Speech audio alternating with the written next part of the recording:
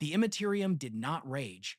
For the children of Nurgle, it was not the torrent of screaming madness that tormented the psychers of the corpse Imperium. Here, in the eddies and currents that flowed from the grandfather's own garden, the warp was a placid, soupy sea, thick with the promise of life and the comfort of decay. It was a realm of profound contentment, where time ambled rather than marched, and endings were merely the fertile ground for new beginnings. Through this gentle miasma drifted the bountiful Abscess, flagship of the Verdant Pilgrimage. It was less a vessel of steel and plasma and more a celestial body of its own, a captured and corrupted moonlet of rancid flesh, weeping bone, and blooming, corpulent fungi. Its surface was a landscape of rolling green flesh hills and valleys choked with sluggish brown rivers of pus, towers of fused bone, draped in moss of 1,000 virulent shades, clawed at the Empyrean, each one belching clouds of sweet-smelling spores that glittered like emerald dust. Millions of Nurglings cavorted across its plains, their tiny, pot-bellied forms tumbling and wrestling in joyful abandon, their laughter like the tinkling of corpse bells. Within its cavernous, pulsating heart sat Gulgothgor, the Grand Progenitor, Lord of the Legion of Perpetual Growth. He was a mountain of benevolent corruption, a great unclean one whose form was so vast it had long ago merged with his throne of weeping willow fungus and rusted imperial statuary. His skin, the color of a deep bruise, was split in 100 places, weeping, life-giving humors that nourished the countless small creatures nesting in his folds. A single, rheumy eye, the size of a lander, gazed out from his corpulent face, clouded with cataracts of ancient wisdom and paternal love. His cavernous mouth, a drooling maw from which a diseased and swollen tongue occasionally lolled, was fixed in a gentle, benevolent smile. Before him, projected by the gut-wrenching sorcery of his favored plague-bearers, was the image of their destination, the world designated by the Imperium as Xylos. Gulgothgor sighed, a gust of wind that stank of the grave and the nursery in equal measure. The sound was one of deep, heartfelt pity. The image showed a world of utter silence, a perfect sphere of gray and white dust, its atmosphere a thin, sterile shroud. There were no oceans, no forests, no signs of life. The great devourer had been here. The Tyranids had stripped Xylos to its very bedrock, consuming every last microbe, every drop of water, every ounce of biomass, before moving on. All that remained was a skeleton, a celestial tombstone hanging in the void. To the Imperium, it was a tragedy. To the Tyranids, a meal. To Gulgothgor, it was a waste, a canvas left unforgivably blank. He felt an ache, not of anger, but of a gardener seeing a fallow, untended field. The silence of it was the true horror. Life, in all its messy, bubbling, chaotic glory, was meant to be loud. It was meant to strive, to suffer, to change, to end, and to begin again. This was stasis. The ultimate blasphemy. Such sorrow, he rumbled, his voice the sound of a continent slumping into the sea. The words echoed through the throne chamber, a vast, humid cavern lit by the bioluminescence of hanging fungal polyps. So much potential left to wither into nothing. They do not understand. They pick and they scrape, they burn and they devour, but they never give back. They never plant the seed. Around him, his attendants nodded in solemn agreement. A trio of heralds, known collectively as the Tallymen of Affliction, diligently recorded their master's lament upon scrolls of stretched human skin. Plague-bearers, their single eyes glowing with dogged purpose, stood sentinel, their rusted blades buzzing with flies that had been born in the grandfather's own garden. Gribbledyke, his most favored herald, a capering fool of a daemon whose body was a riot of colorful boils and weeping, sores, hopped from foot to foot in anticipation. "We shall make it beautiful again, Grand Progenitor." Gribbledyke chirped, his voice a wet squelch. A symphony of sniffles, a chorus of coughs, a true masterpiece to delight the grandfather. Gulgothgor's smile widened, causing a fresh rivulet of green-gold pus to trickle from the corner of his mouth. "Indeed, little one, it is time to work. It is time to heal." With a languid, ponderous thought from the great Unclean One, the bountiful Abscess responded. The immense vessel shuddered, not with mechanical force, but with a great biological spasm. Across its surface, vast sphincters of flesh, hundreds of kilometers wide, began to dilate. They opened like the mouths of colossal, hungry flowers, exposing the ship's septic, life-giving core to the void. From these openings, the Verdant Pilgrimage began in earnest. It was not a volley of torpedoes or the launch of attack craft. It was a great exhalation. A cloud of unimaginable size, a nebula of spores, viruses, and demonic motes was expelled from the ship. It was every color of disease and decay, a swirling storm of emerald, ochre, violet, and gangrenous brown. It billowed outwards, propelled by warp winds and the sheer will of its master, a tide of fecundity destined to wash over the dead world of Xylos. The cloud enveloped the planet, a gentle, smothering embrace. The spores, each one a microscopic blueprint for a new and glorious ecosystem, settled upon the gray dust. For a moment, nothing happened. The world remained silent, dead.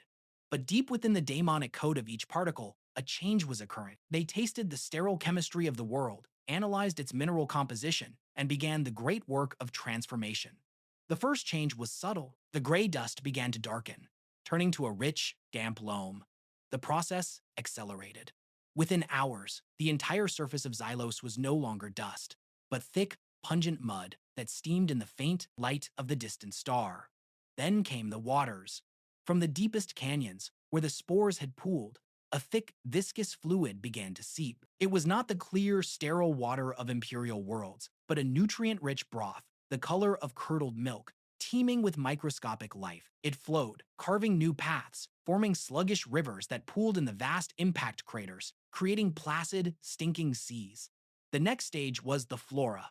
The mud began to bubble and heave. From it sprouted the first of Nurgle's children. Not green shoots of grass, but pale, fleshy stalks that grew with visible speed, swelling into fungal trees with wide, spongy caps that glowed with a sickly phosphorescence. Great, vein-riddled pods, the size of hab blocks, pushed their way from the soil, pulsing with the slow, rhythmic beat of a diseased heart. Tendrils of thick brown moss, dripping with slime, spread across the ground, carpeting the planet in a matter of days. The air, once thin and sterile, was now thick and heavy, hazy with moisture and the sweet, cloying scent of decay and rebirth.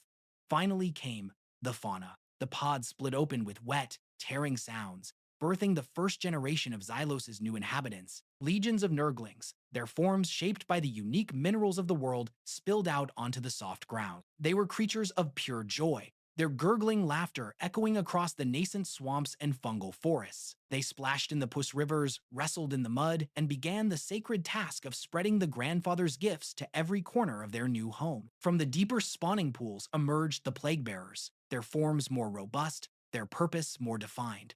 They were the gardeners, the tenders of this new paradise. They marched in silent, ordered ranks, their heads bowed as if in prayer, counting the new diseases that blossomed on the flesh trees, nurturing the growth of the most potent fungi, and ensuring the cycle of decay and regrowth proceeded with maximum efficiency. Golgothgor watched it all from his throne, his single eye a mirror to the miracle unfolding below.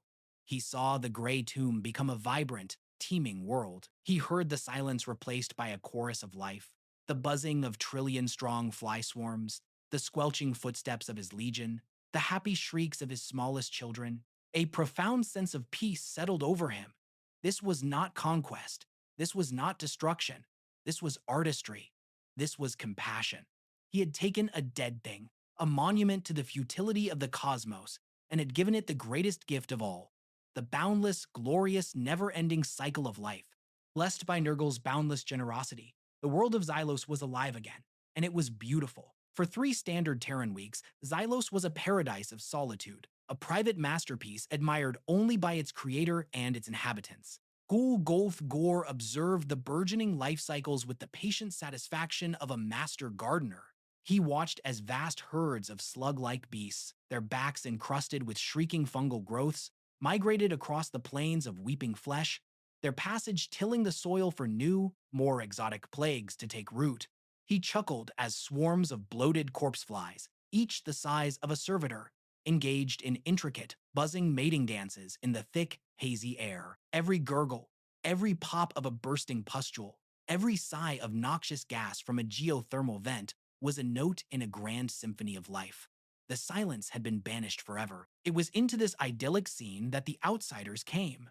Their vessel was a thing of cold, dead metal and sharp, sterile angles, an insult to the glorious, curving asymmetry of nature. It was the Omnisia's gaze, an explorator vessel of the Adeptus Mechanicus, its hull a dark, rustless gray against the vibrant, sickly greens and browns of the world it now orbited. From the bountiful abscess, Gulgul and his court observed the intruder with mild curiosity. The tiny ship darted back and forth, its invisible sensor beams and data probes sweeping across the planet's surface. To the great Unclean One, it was like watching a particularly fastidious beetle inspecting a magnificent flower. The data that flooded the cogitator banks of the Omnissiah's gaze was anathema, a torrent of logical contradictions that bordered on technological heresy. Magos Dominus Ve Chill, his organic components withered to almost nothing within his gleaming metallic frame, processed the information with a series of frantic clicking whirs. Atmospheric composition, E-shipcho% unknown biological agents, corrosive to unblessed steel, seismic activity, constant low-level tremors consistent not with tectonic shift but with rhythmic planetary-scale respiration, biosignatures uncountable, overlapping, and fundamentally impossible. The world had been a sterile sphere of rock and dust on the last survey. Now it was more biologically dense than a Catachan death jungle. The very soil registered on their life scanners. Incoherence, Vade broadcast in a stream of pure Binharic code to his subordinates. The data defies all established parameters of planetary reclamation. Life cannot spontaneously generate on a world stripped of all hydrospheric and atmospheric resources. The energy required would violate fundamental principles. His logic engine screamed in protest. This was not growth, it was a perversion of it.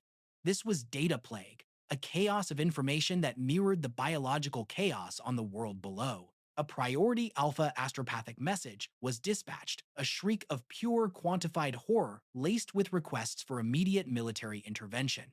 This was not a phenomenon to be studied. It was an error to be deleted. The call was answered by the Silver Scythes. Their fleet, a trio of strike cruisers led by the battle barge Hand of Vorst, cleaved through the void, instruments of imperial wrath arriving to correct a cosmic imbalance. Chapter Master Kalen Vorst stood on the bridge of his flagship, his face grim and lined beneath a crown of iron-gray hair, reflected in the armor-glass viewport. He observed the image of Xylos, a swirling ball of diseased color. His lip curled in disgust. The Scythes were guardians of this sector, a lonely vigil over a graveyard. Their duty was to ensure the dead remained dead. This abomination was a desecration of that sacred silence. It is a corruption of the highest order. He intoned, his voice a low gravel, a warp-born contagion given planetary form. We will not suffer it to exist. Begin orbital purification. The command was given without hesitation. From the broadsides of the three warships, lances of pure energy and volleys of magma bombs rained down upon Xylos. Continents of flesh were set ablaze. Seas of pus boiled into the sky. The explosions were titanic, each one capable of scouring a city from existence. For a full rotation of the planet, the bombardment continued, a methodical, relentless expression of the Imperium's hatred for the unclean. But as the firestorms died down and the smoke of continents cleared, the Silver Scythes watched in stunned disbelief. The wounds were closing, the vast burning craters filled with a tide of fresh, bubbling slime. From the charred ground, new, larger fungal spires grew at a visible rate, reaching for the sky like defiant fists. The planet was healing itself, absorbing their fury and using the raw energy to fuel an even more aggressive explosion of growth. Gulgoth Gore had watched the light show with paternal amusement. The little soldiers were so energetic. It was like watching children stomping on anthills, full of sound and fury, but ultimately meaningless to the greater life of the colony. If anything, the bombardment had been beneficial, pruning the weaker growths and clearing space for more robust strains to flourish. Chapter Master Vorst's jaw tightened. If the beast would not die from afar, they would cut out its heart. Deploy the chapter, he commanded. All companies, we make planetfall and burn this garden to its roots. The assault was a textbook display of Astartes' shock and awe. Drop pods like iron meteors screamed through the thick, spore-choked atmosphere. Thunderhawk gunships roared over fungal canopies, disgorging rhino transports and predator tanks onto what their auspexes identified as solid ground. The Silver Scythes emerged, their silver and black power armor a stark contrast to the world's lurid palette, bolters barking and chainswords roaring to life. They had come to purge. The planet itself was the first to fight back. The solid ground was a lie. It was the semi-solid crust of a sentient planetary bog. The first Predator tank to advance lurched and sank, its powerful engine screaming as the ground gave way to a soupy morass of filth that pulled it down. Thick, muscular pseudopods of mud rose up, enveloping the machine, crushing its hull with inexorable pressure until its ammo stores cooked off in a muffled, subterranean explosion. The Astartes, for all their strength, found their progress slowed to a punishing crawl, each step a battle against a clinging, sucking mire that sought to drag them down. The flora was no mere obstacle, vast. Whip-like vines, covered in thorns that dripped corrosive acid, lashed out from the fungal forests, snatching Marines from their squads and dragging them into the spore-choked darkness. Bolter rounds that struck the fleshy trunks of the great trees were not deflected but absorbed, the wounds sealing over with a wet sucking sound in a matter of seconds.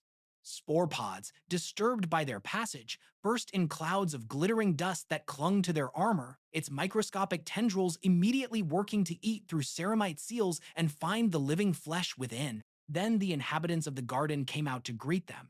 Tides of giggling, chittering Nurglings washed over the Astartes' positions, a wave of tiny, pot-bellied bodies. They were individually weak, but their numbers were infinite. They swarmed over the Space Marines, their small, sharp claws scraping at armor joints, their infectious fluid seeping into any crack. They were a distraction, a living tide of filth that clogged firing lanes and bogged down advances. Behind them came the Plague Bearers. They did not charge or scream. They simply marched, a silent, inexorable legion of Tallymen. Their clouded single eyes stared with cold indifference as they swung their pitted, buzzing blades. They moved with a shambling, unnatural gait, shrugging off bolter fire that would have dismembered a mortal man. Where they struck, armor bubbled and corroded, and the flesh beneath blackened with immediate, terrifying necrosis. The battle became a chaotic, grinding hell. The Silver Scythes, masters of warfare, found their doctrines useless. There was no command structure to decapitate, no supply lines to cut, no strategic objectives to take. They were fighting an entire world, an ecosystem whose only strategy was to grow, to infect, and to absorb. The turning point, the moment that broke their iron will, came when Sergeant Alaric of the 3rd Company fell, a plague-bearer's blade having carved through his helmet. His brothers moved to recover his body, to protect his sacred gene seed. But before they could reach him, the ground itself seemed to act. Tendrils of slimy green flesh erupted from the mud and coiled around Alaric's corpse, pulling it down. For a moment, the ground bubbled. Then, with a sickening tearing of ceramite, it swelled upwards. Alaric's body, grotesquely bloated and twisted, rose again. His armor was split open, and from the parody of his form burst a dozen new, shrieking Nurglings, their flesh the same silver gray as his chapter's heraldry. His sacred gene seed had not been destroyed. It had been repurposed. It had become a seed for new corruption. A collective cry of horror and rage went up from the Scythes. This was not war. This was violation. From orbit, Chapter Master Vorst watched the casualty runes blink from green to red across his tactical display at an alarming rate. He saw the reports, saw the Vox captures of his warriors dying, not just in battle, but becoming part of the enemy. The cost was too high. The shame was a physical weight. Withdraw, he commanded, the word tasting like ash in his mouth. All units, withdraw. Evacuate. Immediately. The retreat was a frantic, desperate fighting withdrawal. Thunderhawks braved swarms of leathery winged plague drones to extract what few squads they could. Many were left behind, their positions simply overwhelmed, their last transmissions a mix of defiant prayers, horrified screams as the garden consumed them. The Silver Scythes returned to their fleet, a shattered and humbled force. Their gleaming armor was stained, corroded, and in many cases already sprouting tiny fungal growths. Their ships were no longer sanctuaries, but quarantine zones. They had assaulted a world of life, and it had proven infinitely more resilient than any fortress of stone or steel. Xylos was not conquered. It had feasted, and in the heart of the bountiful abscess, Gulgoth Gore smiled his benevolent paternal smile. The little soldiers had left such wonderful, generous gifts behind. The garden would grow even stronger now. The astropathic scream that emanated from the Silver Scythes was not a clean report of defeat. It was a data psalm of pure, spiritual revulsion. It spoke of a world that bled when shot, of warriors consumed not by fire, but by an unholy fertility, of a foe that did not kill but converted. The message, laced with the psychic residue of a chapter's collective trauma, rippled through the sector's astropathic choirs, causing nosebleeds, fits of weeping, and in 3 unfortunate cases on the Scholastica Psychana orbital station, fatal cerebral hemorrhages. The news reached Lord Commander Militant Argus Kane of the Sector Moribundus Command, a man whose career was built on the cold calculus of acceptable losses. He read the translated reports, his face grim. The loss of Astartes was always a grave matter, but the nature of this enemy was something outside his experience. This was not a rebellion to be crushed or a Xenos fleet to be engaged. This was a disease of reality itself. Before he could even formulate a coherent strategy, his authority on the matter was rendered void. A black ship, unmarked and running silent, had translated into high orbit above the sector capital of Priscillus. From it, a single transmission was sent directly to his command throne, a transmission that carried the unassailable weight of the Holy Ordos of the Inquisition. In a chamber of obsidian and cold steel deep within the inquisitorial fortress known as the Bastion of Unblinking Truth, Lord Inquisitor Helena Vorn reviewed the same reports. She was a figure of severe ascetic authority. Her face was pale and unlined, a stark contrast to the ancient soul that looked out from her ice-blue eyes. Her black sin-skin body glove was unadorned, save for the rosette of the Inquisition pinned over her heart. Her silver hair was drawn back into a severe, disciplined bun. At her side, a silent retinue of gun servitors and data cherubs hummed and whirred, their every function dedicated to her will. She absorbed the information from the silver scythes without a flicker of emotion. Where the soldiers saw horror, she saw methodology. Where they saw blasphemy, she saw a new and dangerously potent vector of demonic incursion. She had spent 2 centuries hunting the agents of the ruinous powers, and she knew their works. This was undeniably the touch of the plague god, but it was applied with a terrible new artistry. Conquest by regeneration, she murmured, her voice a low, perfectly modulated contralto. They do not seek to conquer territory, but to transform it, to make it so utterly their own that our very presence becomes anathema to the local ecosystem. Her fingers steepled before her lips. This is not a mere outbreak, it is a crusade, a perversion of our own most holy endeavor. The cherub servitor floating by her shoulder chirped, its vellum scroll unfurling to display casualty projections based on the silver scythe's engagement. The numbers were catastrophic. To fight this foe conventionally was to feed it. To lose was to become it.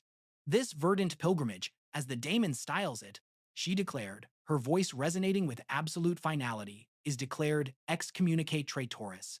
Its works are anathema, its existence a stain upon the emperor's dominion. We shall not contain it, we shall not study it, we shall eradicate it from memory. Her declaration was not a request for sanction, it was an imperial command. Her authority, granted by the highest echelons of the Imperium, superseded that of the Lord Commander, the Fleet Admiral, even the chapter masters of the Astartes. Sector Moribundus was placed under the direct jurisdiction of the Ordo Malleus. Within hours, the great machine of imperial war began to turn, grinding into motion with a ponderous, terrifying momentum. Fleets were diverted from a dozen campaigns. Cadian regiments, their new homeworld not yet a memory, were requisitioned from the Segmentum Reserve, their grim professionalism deemed essential. Entire legions of Scyttery from the nearby Forge world of Styges VIII were tithed, their Martian masters eager to analyze and ultimately nullify this biological affront to the machine god's purity. Battlefleet Moribundus, a force of Gothic cruisers and ponderous battleships, was recalled from its patrol routes and placed under Vorn's direct command, its admirals chafing at being subservient to the Inquisition but powerless to refuse. It was an armada of unprecedented scale for the dying sector, a congregation of steel and fury, of faith and firepower, all aimed at a single, burgeoning garden world. Meanwhile, Golgotha's gore rested.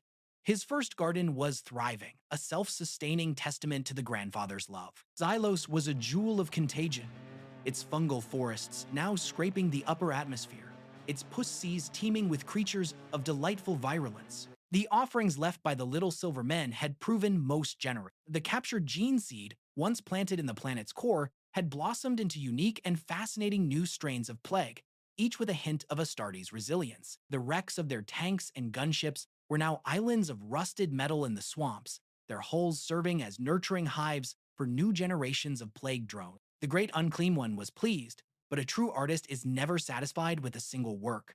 A gardener must always seek new soil. The first child is healthy, He rumbled to his court, the sound causing the very chamber to vibrate. It breathes and sings on its own now, but there are other places, so quiet, so lonely, so sterile. He gestured with a huge, bloated hand, and a pool of stagnant, shimmering fluid before his throne swirled. Images appeared in its murky depths, visions of worlds within the sector that cried out for his touch. He saw agri-worlds, their fields fallow. He saw hive cities, their spires cold and empty after some forgotten plague. And then he saw it. A vision that made his vast heartache with pity. A sphere of black, shimmering glass. Solitude's End. Centuries ago, Solitude's End had been a world of such defiant heresy that the Imperium had seen fit to deliver its ultimate judgment. A cyclonic torpedo barrage had cracked the planet's crust, igniting the atmosphere and flash-boiling the oceans. The superheated silicates of the surface had melted and then cooled into a near-unbroken sheet of obsidian-like glass, miles deep. It was a world murdered and entombed in its own skin. Nothing lived there. Nothing could live there. The background radiation was still potent enough to kill an unshielded man in seconds. To the Imperium, it was a monument to the price of defiance, a permanent warning. To Gulgothgol, it was the most tragic thing he had ever seen. A world denied the gift of decay, locked in a perfect, unchanging state of death. A soul denied the cycle of rebirth. It was a challenge, yes, but more than that, it was a duty, a mercy. There, he whispered, the sound a gust of fetid wind. That is where we shall go next. We shall teach the glass to weep. We shall give the ashes a voice. We shall bring the grandfather's comfort to this place of ultimate sorrow. A great, joyous cheer went up from his court. Gribbleyk the Herald turned a series of delighted somersaults, landing with a wet splat. The Legion of Perpetual Growth had a new purpose. The Verdant Pilgrimage would continue. The bountiful abscess and its fleet of grotesque, living vessels stirred. They did not enter the warp with a violent tear in reality. Instead, they sank into it, submerging themselves in the currents of the immaterium as a pod of leviathans might sink into a murky sea. Their passage was not clean. They created a great, slow-moving tide of filth in the Imperium, a river of Nurgle's essence that flowed towards the materium coordinates of Solitude's End. On the bridge of her newly designated flagship, the Dictator-class cruiser Verdict of Adamant, Lord Inquisitor Vorn watched the star charts update. Her agents had tracked the demonic fleet's warp signature. Their destination was clear. They move upon Solitude's End, she stated, her voice devoid of inflection, a symbolic gesture, predictable. She turned to the ship's captain. Signal the fleet, full advance. We will meet them there. We shall turn their new garden into a graveyard, just as we did its predecessor. The two crusades, one of sterile iron and holy fire, the other of fecund rot and boundless generosity, were on a collision course. At their destination lay a world of glass, a silent, dead stage, upon which a war for the very definition of life was about to be fought. Solitude's End was a masterpiece of imperial wrath. It hung in the void like a polished black pearl, its surface an unbroken, continent-spanning mirror of vitrified rock. It did not reflect the light of its distant star so much as it swallowed it, a perfect sphere of absolute death. The radiation that bled from its cracked core was a silent scream, a ghost of the life it had once hosted. To the assembled Imperial Armada, it was a symbol of their power, a testament to the fact that even a world could be executed for treason. From the viewport of the bountiful abscess, Gulgothgor saw only a child locked in a glass coffin. His great heart, a leaky vessel of sympathy and septicemia, wept for it. The Verdant Pilgrimage had arrived before the Imperial fleet, and the great Unclean One wasted no time in his act of mercy. He did not simply blanket this world in spores as he had Xylo. The glass was too pure, too sterile. It was a barrier not just of matter, but of concept. It needed to be broken. With a great, sonorous groan of effort, Gulgothajor channeled a portion of his essence. A single colossal drop of emerald green liquid, a tear of divine pestilence, fell from the underbelly of his flagship. It was the size of a small moon, a globule of pure, unrefined warpature, teeming with the promise of every disease and the energy of 1 billion souls reborn in Nurgle's embrace. It descended upon Solitude's End not as an impact, but as an anointing. As the tear touched the glass surface, it did not shatter it, it infected it. A network of fractal-like cracks, glowing with a sickly green light, spread across the planet's face. The glass did not break.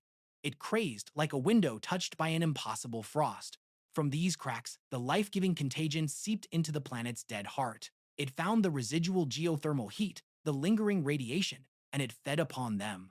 It converted the energies of death into the catalysts of life. The glass began to sweat. A thick, greasy condensation formed on the surface, pooling into stagnant, rainbow-slicked lakes. The planet's sterile blackness was soon marred by vast, spreading continents of green-brown sludge. When Lord Inquisitor Vorn's armada translated into real space, they were greeted not by a glass tomb, but by a world in the throes of a monstrous birth. Vorn's face remained a mask of placid fury. Her strategy had accounted for this. This was the moment of greatest vulnerability, when the daemonic infection was still nascent. "Commence orbital bombardment," she commanded, her voice as cold as the void. "Saturation protocol. Leave nothing but molten slag. Erase their canvas." The Imperial fleet unleashed hell. Lances of light and steel hammered the planet. The nascent sludge continents were vaporized. The crazed glass surface was melted, boiled, and churned by the sheer force of the assault. The bombardment was 10 times more intense than the one visited upon Xylos. It was a storm of obliteration, a systematic scouring designed to turn the entire world into a temporary star. Golgoth Gore watched with the placid air of a physician observing a fever. The little ones were trying to burn out the infection, a futile gesture. The grandfather's gifts were not so easily denied. As the Imperial guns fell silent for damage assessment, a horrifying spectacle unfolded. The molten surface of Solitude's End did not cool back into sterile black glass. It writhed. The demonic energies, supercharged by the bombardment, were now inextricably fused with the planet's very substance. The molten silicate flowed like lava, but it cooled into weeping, fleshy membranes and porous, bone-like structures. Rivers of acidic, glowing pus carved canyons through the cooling plains. The world had not been cleansed. It had been fired in a kiln, its demonic nature now baked into its very geology. The ground war was inevitable. Vorn, acknowledging the failure of the orbital strategy, ordered the invasion. This time, the Astra Militarum would form the first wave. Tens of thousands of guardsmen from the Cadian Bekshipsath Armored and the Vostroyan Eship Samard Firstborn were sent to the surface. Their landing zones were plains of cooled spongy tissue that shuddered under the weight of their transports. The air was a toxic soup that fogged their rebreathers and ate at the rubber seals of their uniforms. The ground itself was a minefield. Where the glass had shattered during the initial infection, it had reformed into crystalline shards that jutted from the flesh-like soil. These were not inert minerals. They were razored growths that seemed to actively seek living tissue, vibrating with malevolent energy. Guardsmen who stumbled upon them were impaled, their bodies dissolving into a nutrient slurry that the crystals absorbed with a faint, melodic hum. A column of Leman rust tanks from the Cadian Bekshipsath attempted to forge a path across a vast, ochre-colored plain. The first 3 tanks made it 100 meters before the ground beneath them softened. It was not mud, but a digestive membrane. The mighty war machines sank, their treads dissolving as powerful acids seeped into their hulls. The screams of the crew, broadcast over the company Vox, were cut short as their tank was simply consumed, leaving behind a bubbling, tank-shaped crater that soon filled with more of the planet's bile. The silver scythes followed, their purpose twofold: to provide a hardened spearhead, and to reclaim the honor they had lost on Xylos. They landed in zones deemed too hostile for the Guard, their power armor offering superior protection. But even for them, it was a nightmare. The very air was their enemy, a corrosive miasma that clung to their ceramite, causing it to hiss and bubble. Paint peeled, purity seals dissolved, and warning runes began to flash on their helmet displays as microscopic life forms worked their way into their armor systems. Their bolters, weapons of the God Emperor himself, became instruments of frustration.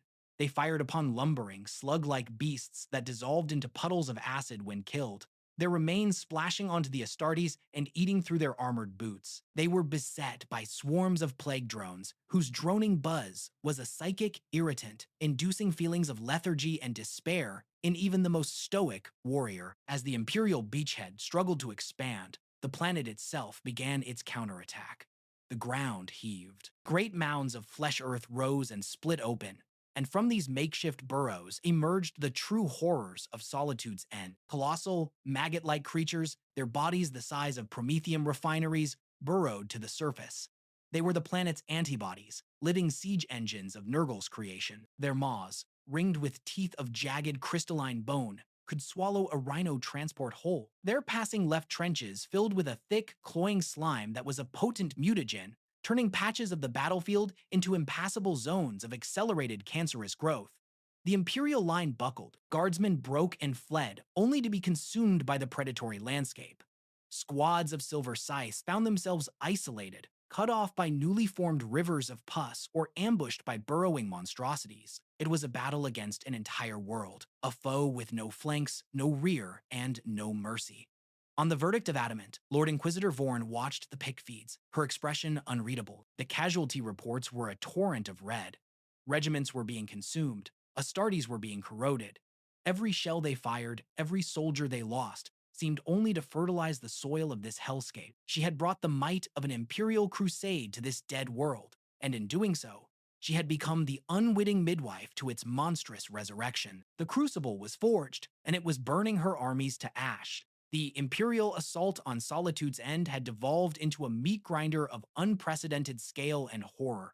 The beachheads were no longer zones of consolidation, but isolated islands of defiance in a sea of ravenous, ever-changing geography. Every meter gained by the Guard and the Astartes was paid for with a dozen lives, and was often lost hours later as the very ground beneath their fortifications was reabsorbed by the planet. Box channels were a cacophony of panicked reports, trenches filling with sentient slime, razor crystal formations sprouting through the floors of prefabricated bunkers, and entire platoons vanishing as the ground simply opened up and swallowed them. Morale was not just breaking, it was liquefying. In this quagmire of despair, a new sound began to echo across the battlefield. It was not the roar of battle cannons or the crack of lasguns, but a wet, joyful squelching punctuated by the cheerful dinging of a small, rusted bell. From the heart of the demonic territories, a grand procession was advancing, led by a figure of absurd, infectious glee. It was Grimdark the Joyous Sower, Herald of Nurgle, riding atop a colossal, palanquin-like slug, whose back was covered in a thicket of weeping, bell-shaped fungi. Grimdark himself was a whirl of motion and color, his gangly form covered in boils that shifted from purple to yellow in pleasing patterns, capered and danced upon his mount. In one hand, he swung a censer crafted from a human skull, from which billowed clouds of soporific, giggling-inducing spores. In the other, he rang his little bell, the tallyman's chime, its note a perfect resonant frequency that caused boils to bloom and flesh to soften. Behind him marched an honor guard of 777 plague-bearers, their pace steady and inexorable, their one-eyed gaze fixed on a singular purpose. Their usual dour silence was replaced by a monotonous, droning chant, counting the new strains of infection they observed. With every step, they were not marching to a battlefront, they were on a holy pilgrimage, and Grimdark was their master of ceremonies. A gift for the poor, sad land. Grimdark sang, his voice a series of wet pops and gurgles. So cold, so hard. It needs a heart, a warm, gooey, lovely heart to make it feel all better. He was not addressing the terrified Imperial soldiers in his path, but the planet itself, cooing to it like a mother to a sick child. The procession's objective was a vast, open plain of black glass that had, for some reason, resisted the planet-wide transformation. It was a scar of sterility on the world's new face, a place the Imperial Command had identified as a potential staging ground for a major armored thrust. It was here that Grimdark intended to perform his grandest work. As they approached, the Imperial forces rallied. A full company of Leman Russ tanks from the Cadian Pekshipsath and the remnants of 3 Vostroyan infantry regiments formed a defensive line, their weapons blazing. Shells tore through the ranks of the plague-bearers, blasting them into showers of foul-smelling viscera. Heavy bolter fire stitched across Grimdark's slug mount, causing it to shudder and leak iridescent fluids. The herald simply laughed, a bubbling, phlegmy sound of pure delight. "Oh, fireworks! For me, you shouldn't have," he squealed. The plague-bearers did not falter. For every one that fell, 2 more seemed to shamble out of the spore haze to take its place. The daemon tide was endless. At the exact center of the glass plain, Grimdark brought his procession to a halt. He hopped down from his mount and produced his greatest treasure with a flourish. It was the cadaver stone of Nurgle, a relic of profound power. It looked like a lump of greenish, moss-covered rock, but it pulsed with a slow, steady beat, like a diseased heart. It was a concretion of pure decay and resilience, formed from the fossilized soul of the first mortal to ever die of Nurgle's rot and welcome it. Time to plant the seed, Gribbldyke announced to his silent legion. The plague-bearers formed a perfect circle around him, their rusted blades held outwards, creating an impenetrable wall of buzzing, infectious steel. They ignored the shells and last bolts that rained down upon them, their focus absolute. Inside the circle, Gribbldyke began a grotesque ritual. He danced, a clumsy, lurching jig, while chanting in a tongue that made the air curdle. He caressed the cadaver stone, whispering sweet nothings to it, feeding it his own demonic humors, which dripped from his many sores. As the imperial fire intensified, the herald raised the stone above his head. With a final joyous shout of "Grow!" he slammed it down onto the glass plane. The impact was not an explosion, but an implosion. The black glass did not shatter. It seemed to shrink in on itself, drawing inward toward the cadaver stone. A sound like a planet-sized groan echoed across the battlefield, and the entire plane began to tremble. A deep, vertical shaft, a perfect circle a kilometer in diameter, opened in the planet's crust, plunging down into the molten mantle. The cadaver stone, glowing with an unholy green light, fell into this abyss, a seed of divine corruption planted in the world's very core. For a moment, there was an unnatural silence. Then came the eruption. It was not a volcanic explosion of fire and rock, but a geyser of pure, concentrated filth. A column of thick, green-brown liquid, wide as a city, erupted from the shaft, climbing miles into the toxic sky. It was the planet's new blood, a tide of life-giving pus and amniotic slime, supercharged by the demonic energy of the relic now dissolving in its core. The geyser fell back to Earth, not as a liquid, but as a deluge. A tidal wave of contagion washed over the battlefield. The Imperial defensive line was not broken, it was submerged. Tanks were swept away, their hulls instantly corroding, their crews drowning in filth. Guardsmen screamed as the wave hit them, their flesh sloughing from their bones, their bodies becoming hosts for 1,000 new infections before they even died. The entire region was transformed in an instant from a battlefield into a vast, bubbling swamp, a primordial soup of Nurgle's making. The eruption was the turning point of the battle for Solitude's end. The planet was now fully awake, its new heart pumping virulence to every corner of its surface. The remaining Imperial forces were scattered, their lines shattered, their morale utterly destroyed. Retreat was no longer an option for most. Survival was measured in minutes. From the safety of the bountiful abscess, Gulgoth Gore observed the great geyser with a proud, fatherly tear rolling from his single eye. Gribbldyke, his finest artist, had completed his masterpiece. The joyous sower himself, now standing on a newly formed island of quivering flesh in the center of the new swamp, took a deep, satisfied bow as if to an unseen audience. He had taken the last bastion of sterility and transformed it into the world's most fertile and vibrant point. His work had forged a legend, not of martial prowess, but of joyous, creative vandalism. The Imperium had sought to conquer a world, but Gribbldyke, with one well-placed seed, had taught the world to conquer them back. The reports reaching the verdict of Adamant were no longer coherent dispatches. They were the death throes of an army. Pictfeed showed oceans of filth swallowing armored columns whole. Vox transmissions dissolved into wet, gurgling screams. Tactical displays that once showed disciplined regimental formations now resembled blood spatter on a map, random pockets of red blinking out one by one. The Grand Progenitor's forces were not even pressing the attack. They did not need to. The planet itself, its heart now beating with the rhythm of the cadaver stone, had become the primary combatant. The Imperial Crusade on Solitude's End was not merely a failure, it was a rout of existential proportions. Lord Inquisitor Helena Vorn stood before the main hololithic display, her hands clasped behind her back. She watched the symbols of entire regiments vanish from the board with an unnerving stillness. Her strategy, based on overwhelming force and righteous fury, had been predicated on the assumption that the enemy was a finite entity that could be destroyed. She had been wrong. This foe did not diminish when attacked. It metastasized.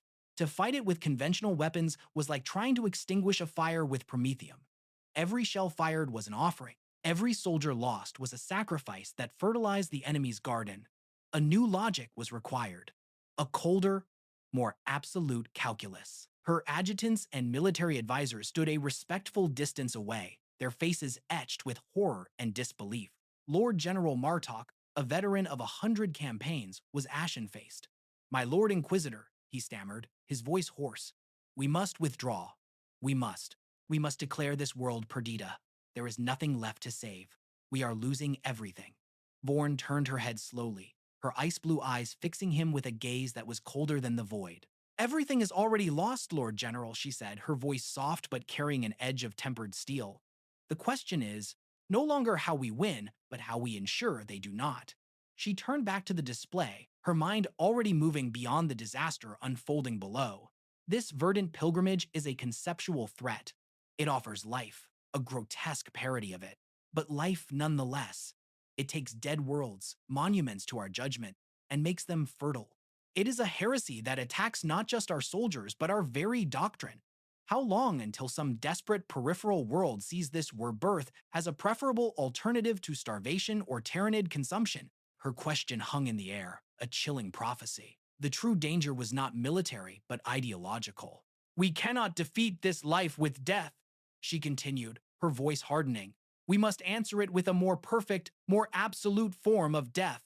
An oblivion so complete it leaves nothing behind for them to cultivate. Not even dust, not even memory." The chamber grew cold. Her advisors understood. There were weapons in the Imperium's deepest, most secret vaults, horrors from the dark age of technology that were proscribed even by the standards of the Inquisition. Weapons that did not just kill, but unmade. Vorn made a gesture to a hooded tech acolyte in her retinue. "Open a priority channel to the Adeptus Mechanicus High Command on Mars. Use my personal cipher key, Omega Finalis." The command sent a tremor of fear through the bridge crew. The Omega Finalis cipher was reserved for matters that threatened the security of the Segmentum Solar itself. It was an authority that could not be denied. Her request, transmitted across the galaxy as a burst of data, canticles, and blood oaths, was simple and monstrous. She was petitioning for the release of Stasis Vault Chirbex Hamshipsa and the deployment of its sole occupant, the Life Eater virus. On Mars, in a vault buried miles beneath the Olympus Mons, a council of wizened ancient magi convened. The request was debated not in terms of morality, but of risk.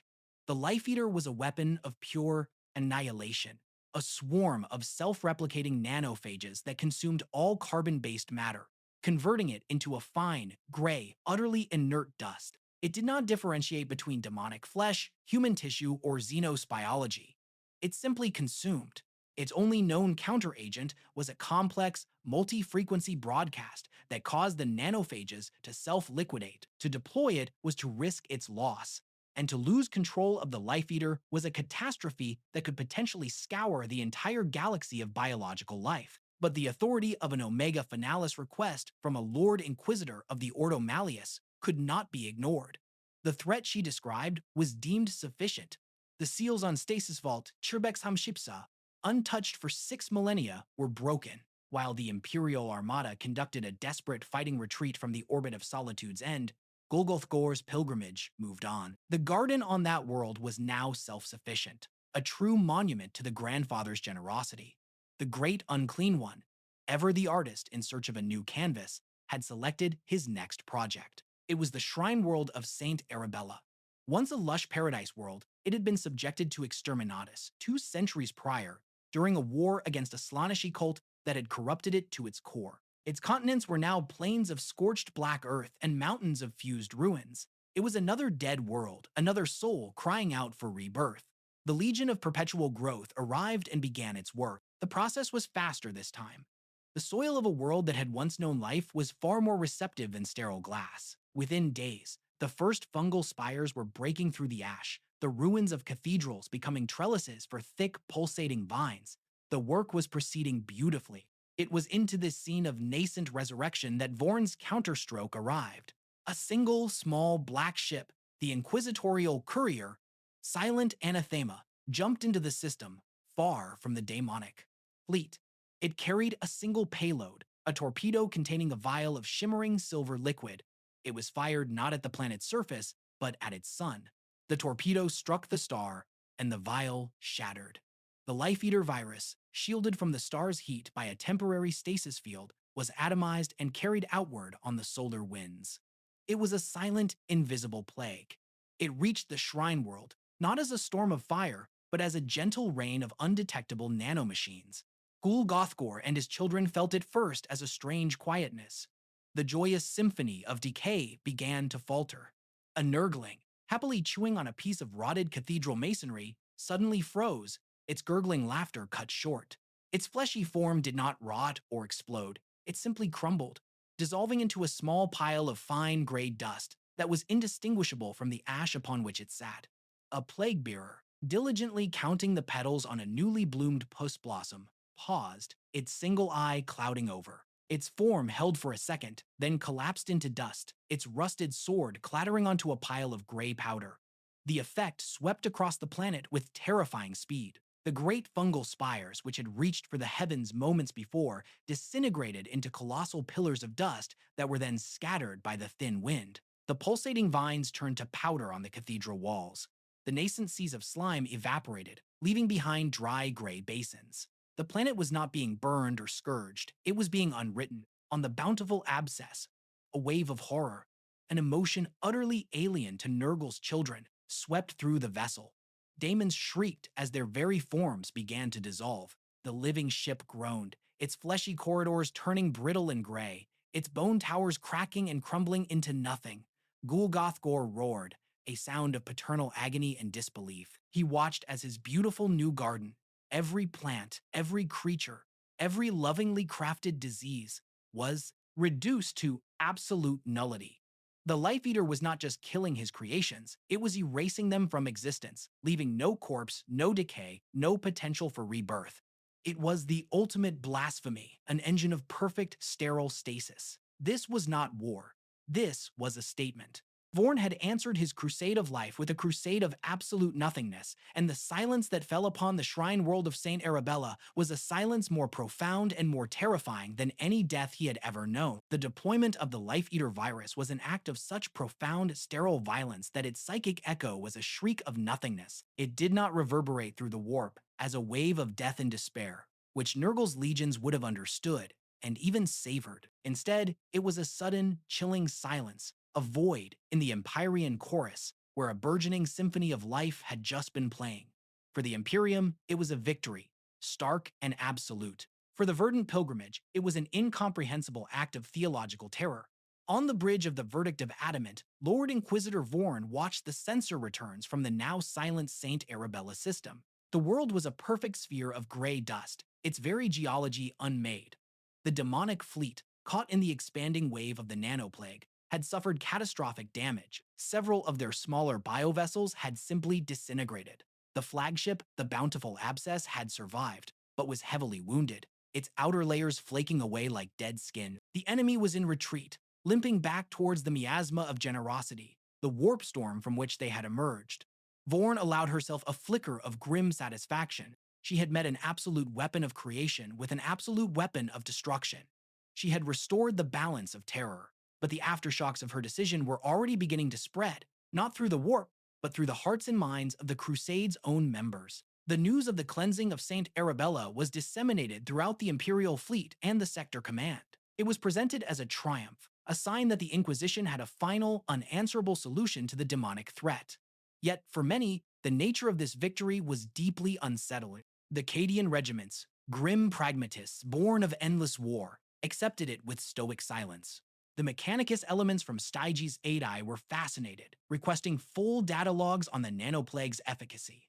But for the more spiritual and less hardened elements of the Crusade, a seed of profound disquiet was planted. The epicenter of this descent was the agro-world of Pax, a planet in a neighboring subsector that had been tithed heavily to supply the Crusade with foodstuffs and materiel. Pax was a world of simple agrarian faith, its populace devout followers of the Imperial Creed, their lives governed by the cycles of planting and harvest. Their spiritual leader was Cardinal Ignatius, a man whose piety was renowned throughout the sector. He was old, his face a roadmap of kindly wrinkles, his faith as deep and abiding as the fertile soil of his world. When the astropathic reports of Saint Arabella's fate reached him, he did not see a victory.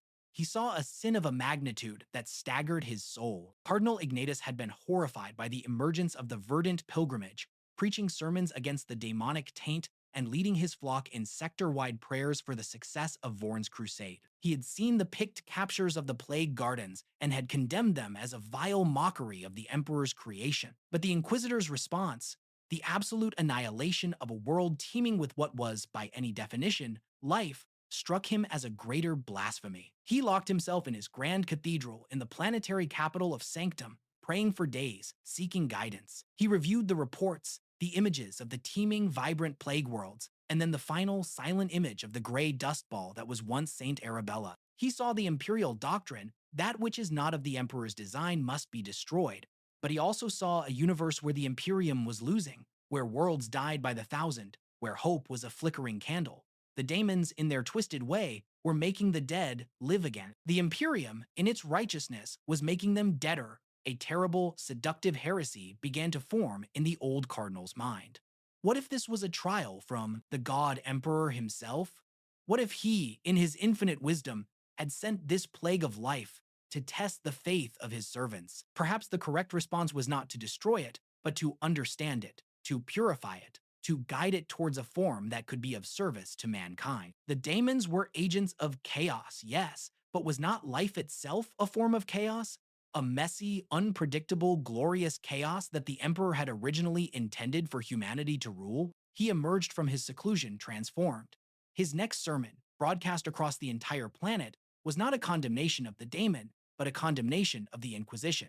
They speak of purity, he thundered from his pulpit, his voice filled with a newfound, terrifying conviction. But what is their purity? It is the purity of the void, the sterile silence of the tomb. They came to a world that was singing a new, albeit terrifying, song of life, and they commanded it to be silent forever. Is that the Emperor's will? To preside over a galaxy of beautiful, silent corpses? His words struck a chord with the people of Pax. They were farmers and laborers, people who understood the cycles of life, death, and rebirth. They had seen crops fail, seen blights consume their fields, but they had always replanted. The idea of salting the earth so nothing could ever grow again was a profound evil to them. Ignatius's sermons grew more radical. He began to preach that the Verdant Pilgrimage was not a curse, but a challenge. He spoke of a third way, a path between the sterile order of the Imperium and the anarchic chaos of the warp. He renamed the daemonic plague the Emperor's Gift, a trial of flesh that would separate the weak from the strong, forcing humanity to evolve, to adapt, to become worthy of its galactic mandate. The cult of the reborn flesh was born. It started with small acts of sabotage. Convoys of supplies destined for Vorn's Crusade fleet were mysteriously delayed. Promethium refineries suffered inexplicable, catastrophic failures. Astropathic relays carrying military intelligence began to fail or transmit garbled messages. The agents of the cult were not crazed fanatics, but ordinary people, dock workers, factorum menials, naval ratings, convinced by the Cardinal's silver tongue that they were serving a higher, more sacred purpose. They were not betraying the Emperor, they were saving the Imperium from the soulless, life-hating dogma of the Inquisition. The betrayal reached its apex when the Pax System Defense Force, a small but significant fleet of frigates and destroyers, declared their allegiance to Cardinal Ignatius. They blockaded the primary warp routes, effectively cutting off Vorn's crusade from its main supply base. Lord Inquisitor Vorn, her attention focused on hunting the wounded demonic fleet, was suddenly confronted with a full-blown insurrection at her back. A world that had been a bastion of faith and loyalty had turned against her, not out of malice or corruption, but out of a twisted, heretical form of piety. The Cardinal's betrayal was more damaging than any military defeat. It crippled the war effort, yes, but more importantly, it validated Vorn's deepest fear.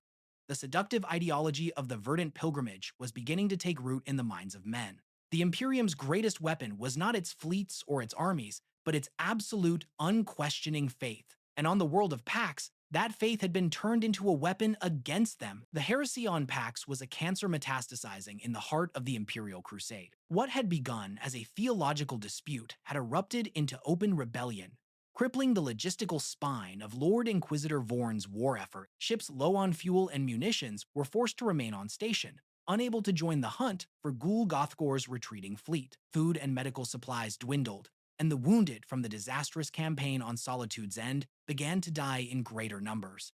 The insurrection could not be ignored. It was a fire that, if left unchecked, would spread throughout the beleaguered sector. Vorn, her face a mask of cold fury, turned her attention from the demonic foe to the human one.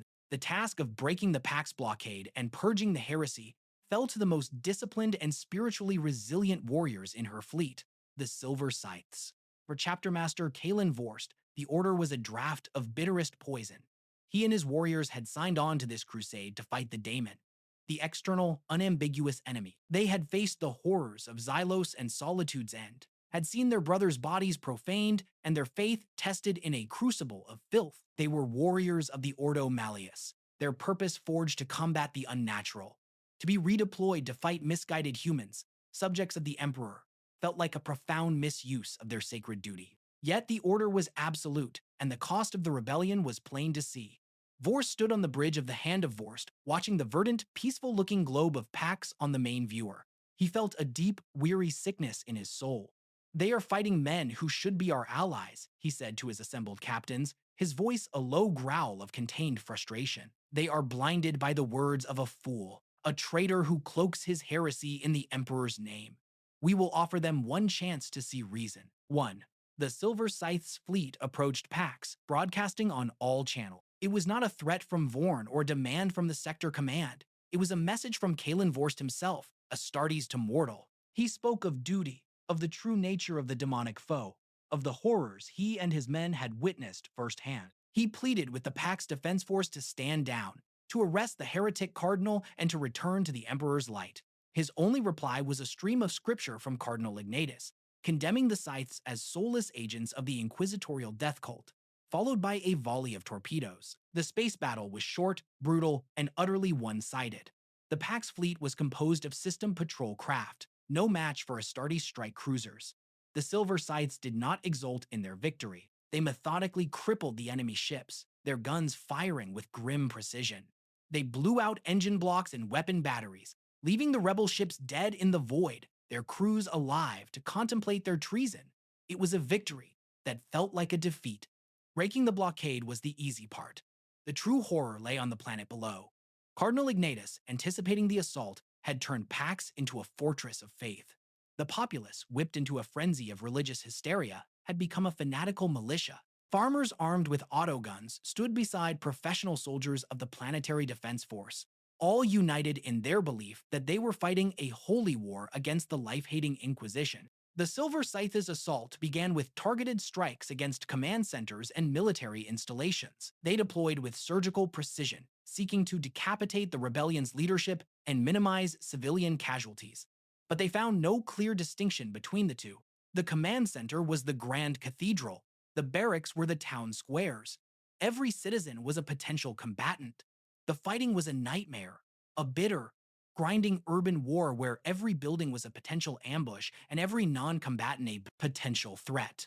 The Astartes were forced to gun down mobs of fanatics, armed with farming implements and improvised explosives, their faces shining with ecstatic belief in their cause. They cleared hab blocks filled with soldiers of the PDF who chanted prayers to the reborn emperor as they fired. The Silver Scythes, who had stood firm against the mindless tide of Nurgle's Daemons, found their resolve cracking against the faith of these misguided humans.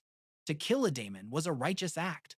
To kill a human who believed he was fighting for the Emperor was a sin that stained the soul. Chapter Master Vorst led the assault on the Cardinal's Cathedral himself, his Terminator squad teleporting directly into the Grand Nave. They found Ignatius at the main altar, surrounded by his elite guard of decorated PDF veterans. The old man showed no fear, his eyes burning with a terrible, serene conviction. "You see?" Ignatius said, his voice ringing with triumph as bolter fire echoed through the sacred space. "You have brought only death. You are the enemy of life, the enemy of hope.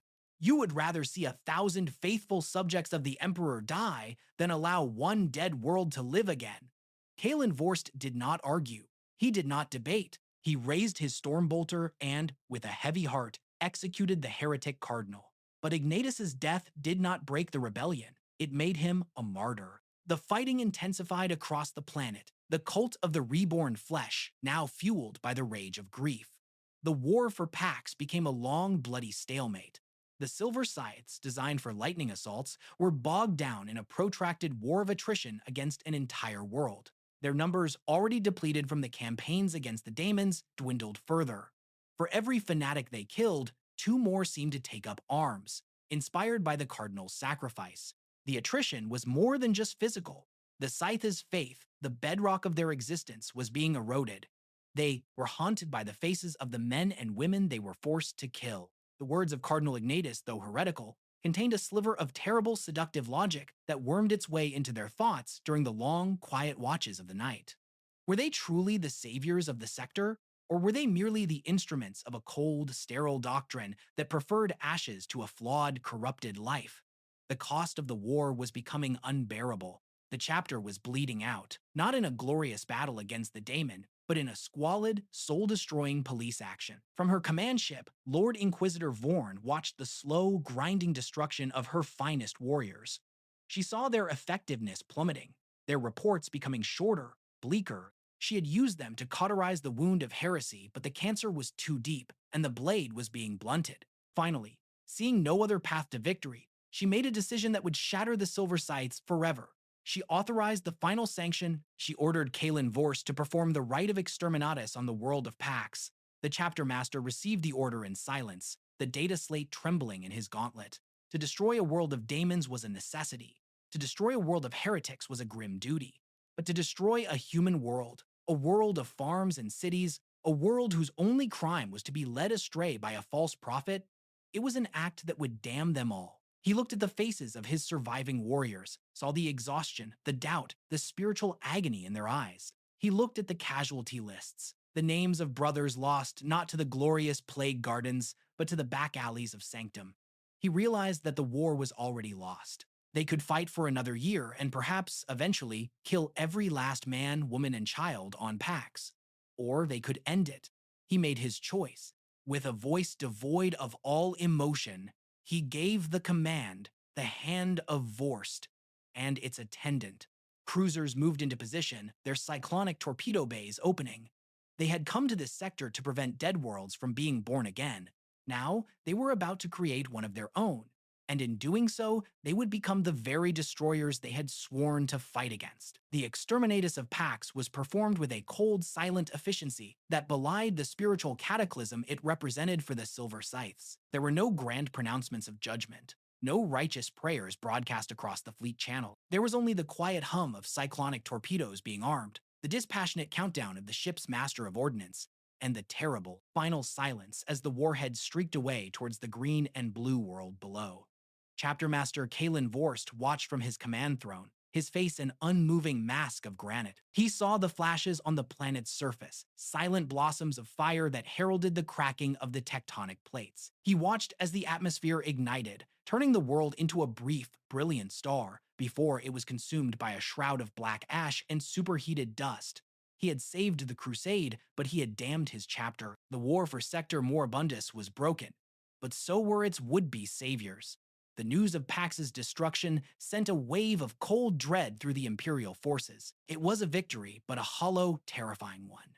The rebellion was crushed, the supply lines restored, but the price had been a loyal world and the soul of a Space Marine chapter. Lord Inquisitor Vorn, however, felt no remorse. To her, it had been a necessary amputation to save the body of the Crusade. With the home front now brutally pacified, she turned her gaze back to the true enemy. Golgothgor's fleet, wounded and diminished after the encounter with the Life-Eater virus, had retreated into the heart of the miasma of generosity. It was a swirling nebula of warp energy, a place where the veil between realities was thin and bleeding. It was their sanctuary, their fortress, and their source of power. Any attempt to pursue them with a conventional fleet would be suicide. The miasma's energies would drive crews mad, mutate hulls, and lead ships to their doom in its treacherous currents. A direct assault was impossible. Subterfuge and a pinpoint strike were the only options left. In the aftermath of Pax's destruction, Vorn summoned the masters of her remaining forces to a council of war aboard the Verdict of Adamant. The chamber was tense. Lord General Martok was a ghost of his former self, his command shattered. The Mechanicus delegation was sullen, having been denied the chance to study the Paxian heresy up close. And then there was Kalen Vorst. He entered the chamber last, his silver armor scoured clean, but somehow seeming tarnished. The light of certainty in his eyes had been extinguished, replaced by a cold, hard emptiness. He did not seem like a hero who had made a hard choice, but like a man who had already attended his own funeral. The great Unclean One, Gulgoth, Gore, remains the primary threat. Vorn began, her voice cutting through the funereal atmosphere. As long as he lives, the Verdant Pilgrimage will be reborn. He will learn from our methods. He will adapt. The next time he emerges, he may be unstoppable. We cannot allow him that chance. She gestured to the hololith, which now showed a swirling, sickly green image of the miasma. At its heart, a single massive icon pulsed, the biosignature of the bountiful abscess. We cannot fight his fleet in that storm. We cannot bombard his fortress. Therefore, we will cut off the head of the serpent. We will execute the Daemon Lord in his own throne room. The plan she outlined was not just bold, it was suicidal. It was a desperate gambit born of a campaign that had been defined by desperation. They would use the most powerful teleporters in the fleet, augmented by the esoteric technology of Styges by Eye and the psychic might of a newly arrived force, to launch a direct assault on the bridge of the bountiful abscess. It was a one-way trip. The energies of the miasma would make extraction impossible. The goal was not to fight a battle, but to achieve a single objective, the banishment of Nautop, Ghoul Gothgor. The force for this mission would need to be the best of the best, warriors whose purity and resolve were beyond question. For this, Vorn had made one last, desperate call. A flare of pure silver light in the void outside announced their arrival. A single battle barge, its hull inscribed with wards and oaths of binding, translated from the warp with a precision that defied physics. It was the Blade of Purity, the flagship of the Grey Knights' Parth Brotherhood. Their leader, Grandmaster Valdar Oricon, materialized on the bridge of Vorn's flagship in a shimmer of teleportation energy. He was a giant even for an Astartes, his ornate Aegis armor glowing with an inner light, the air around him crackling with psychic power. His face was stern, noble, and utterly uncompromising. The Grey Knights were the ultimate weapon against the Daemon, and their presence here was the final escalation of this conflict. Lord Inquisitor, Oricon stated, his voice a powerful baritone that resonated in the souls of all who heard it. We are here by the order of Titan, the Daemon Gulgoth. Gore is an anathema principalis. His existence ends now. Vorn inclined her head. Grandmaster, your timing is fortuitous. We are preparing a final stroke. She outlined the plan. Oricon listened, his expression unchanging. At the plan's conclusion, he nodded once. A direct assault into the heart of the storm. A high-risk, high-reward gambit. My warriors are prepared. We will be the spearhead. But Vorn knew even the Grey Knights might not be enough. The bountiful abscess was a living fortress, crewed by legions of daemons. The spearhead would need a shield, a sacrificial element to draw the enemy's attention and sow chaos, buying the Grey Knights the precious seconds they would need to reach their target. Her gaze fell upon Kaelin Vorst. The chapter master of the Silver Scythe had remained silent throughout the briefing, a specter at the feast. He knew what was being asked of him and his men before the words were even spoken. His chapter was broken. Their honor was in ashes. Their faith was a hollowed-out ruin. They had nothing left to lose, and only one path to redemption remained. My first company will join you, Force said, his voice flat and devoid of emotion. He was not volunteering. He was stating a fact. The best of us, the last of our veterans. We will teleport to the secondary strategic locations, the engine gut, the spawning pits. We will be the distraction. We will buy you your time. Oricon looked at Vorst, his psychic senses probing the chapter master's soul. He felt not zeal or fury, but a vast, cold emptiness, a void of despair that had been hammered into a single sharp point of purpose. Yours is a sacrifice that will be remembered, chapter master, Oricon said, a note of respect in his voice. No, Vorst replied, his gaze distant. It is a penance that will be forgotten. The plan was set. The remaining 100 Terminators of the Silver Scythe's first company, the Angels of Ash as they now called themselves, would join with 2 full squads of Grey Knight Terminators. They would be the blade thrust into the Daemon's heart. The mission was not about survival, it was about absolution. For the Grey Knights, it was their sacred duty. For the Silver Scythes, it was the only honorable end left to them. They were a suicide mission on a colossal scale, a desperate final throw of the dice to end a war that had cost the Imperium its worlds, its armies, and its soul. The teleportation was not a clean shimmer of light, but a violent, nauseating plunge through reality. For a gut-wrenching moment, the warriors were nowhere and everywhere, their physical forms torn into streams of data and spiritual essence, hurtling through the lunatic sea of the miasma of generosity. The storm shrieked at them, its demonic consciousness attempting to claw at their souls, to peel away their sanity with whispers of blissful decay and joyous surrender. The Grey Knights endured it through iron-willed psychic discipline, their minds sanctuaries of silver light. The Silver Sights endured it through sheer, hollow nihilism. They had nothing left for the warp to corrupt. They emerged not in a sterile teleportarium, but into a living hell.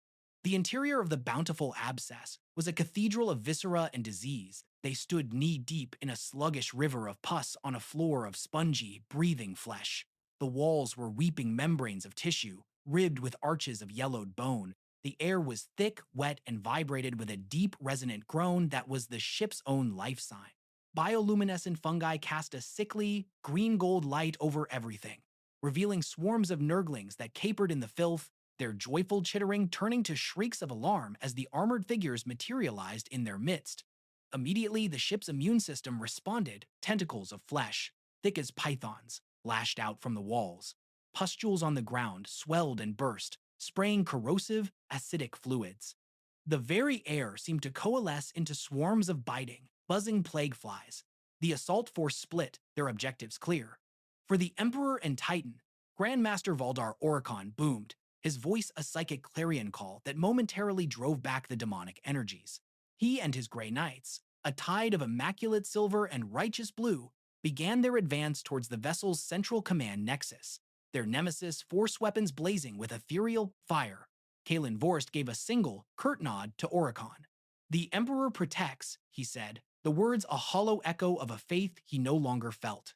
Then he and his Angels of Ash turned and charged in the opposite direction, their storm bolters roaring to life. They were the diversion, the forlorn hope. Their target was a vast, pulsating organ that served as the ship's warp heart, a place where they could inflict the most damage and draw the most attention. The Grey Knights were a vision of divine wrath. Their storm bolters fired blessed rounds that detonated with blasts of purifying light, turning Daemons to incandescent dust. Their incinerators spewed torrents of holy flame that burned not just flesh, but the warp stuff of which it was made. Oricon led the charge, his personal nemesis force halberd, the Argent Fury, cleaving through plague-bearers as if they were made of mist. The Daemons, for all their resilience, could not stand before such concentrated purity. They fell back, their shambling ranks broken, but their numbers were endless. From gaping orifices in the walls, more Daemons poured forth, hulking, brutish beasts of Nurgle that slobbered and bounced towards them, their touch inducing a paralytic, euphoric plague. Flocks of shrieking plague drones that spat streams of corrosive acid from above. The advance was a relentless, grinding push through a tide of filth and fury. Meanwhile, the Silver Sights fought a different kind of war. They were not cleansing, they were destroying. Their storm bolters spat mass reactive shells that cared not for purity, only for destruction. They punched through demonic flesh, tore apart the ship's living structure, and ruptured pus ducts with explosive fury. Kalen Vorst fought with the cold, mechanical precision of a machine. He was no longer a chapter master leading his men. He was an engine of death, his personal thunderhammer rising and falling, crushing daemon skulls and shattering bone supports with equal, dispassionate force. His warriors fought with the desperate fury of the damned. They knew there was no escape.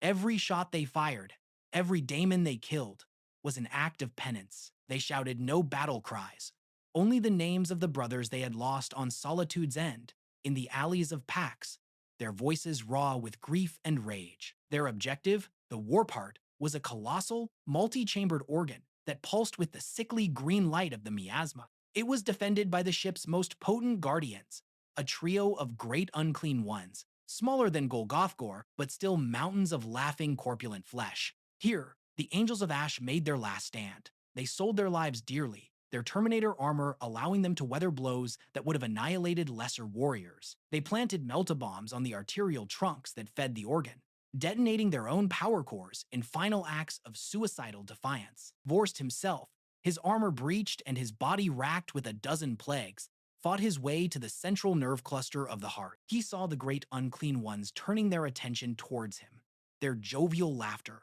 a promise of a slow, agonizing end. He looked at the Vox rune on his display that showed the Grey Knight's steady advance. He had bought them their time. With the last of his strength, he armed the detonator for his ship's warp core, which he had jury-rigged into his armor as a final, desperate bomb.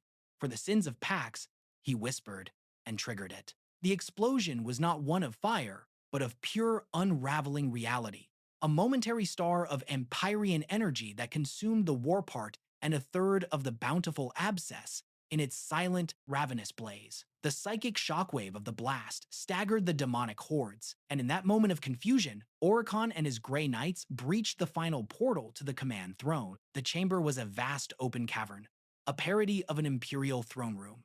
At its center, upon a throne of weeping fungi and rusted imperial statuary, sat Gul'goth. He was a mountain of benevolent corruption, his single, rheumy eye fixing them with a look not of anger, but of profound disappointment. He had felt the death of Vorst and his warriors, felt the wound in his ship, and it saddened him. Such a waste of potential. So much hate. The great Unclean One rumbled, his voice the sound of a continent slumping into the sea. So much effort spent on such a pointless, sterile act. You could have learned to live, to grow. Silence! Abomination!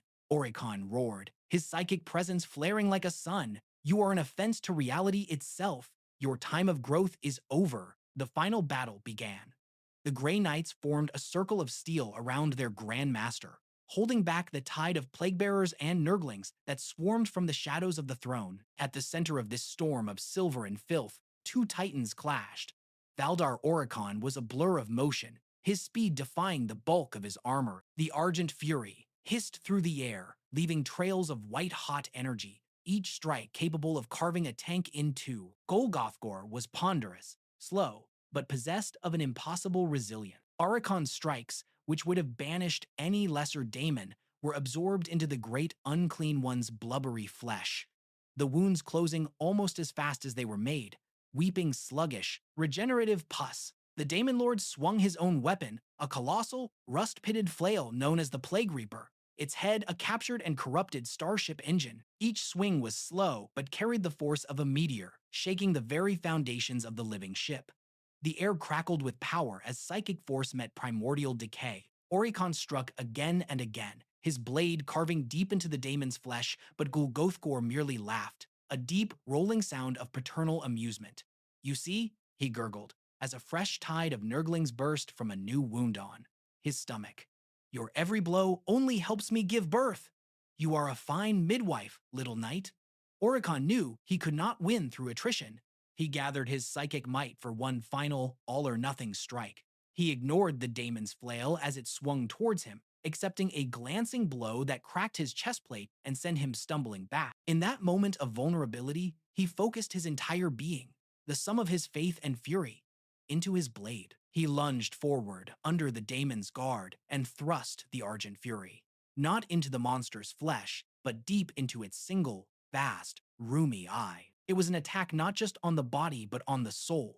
The blade, blazing with the pure white fire of the Emperor's wrath, plunged into the seat of the daemon's consciousness. For the first time, Golgothgor did not laugh. A sound of genuine surprise, a vast, liquid oof escaped his lips. The benevolent smile faltered. His corpulent form began to glow from within, the holy energy of the nemesis weapon unmaking him from the inside out. His vast body began to dissolve, not into dust, but into a swarm of countless green motes of light, a cloud of liberated plagues. How curious, he sighed, his voice fading into the buzz of a billion flies. With a final great wet pop, the great Unclean One, Golgothgor, the Grand Progenitor, was banished. His physical form dissolved, his consciousness hurled back into the deepest, most tranquil corners of Nurgle's garden to begin the long, slow process of healing.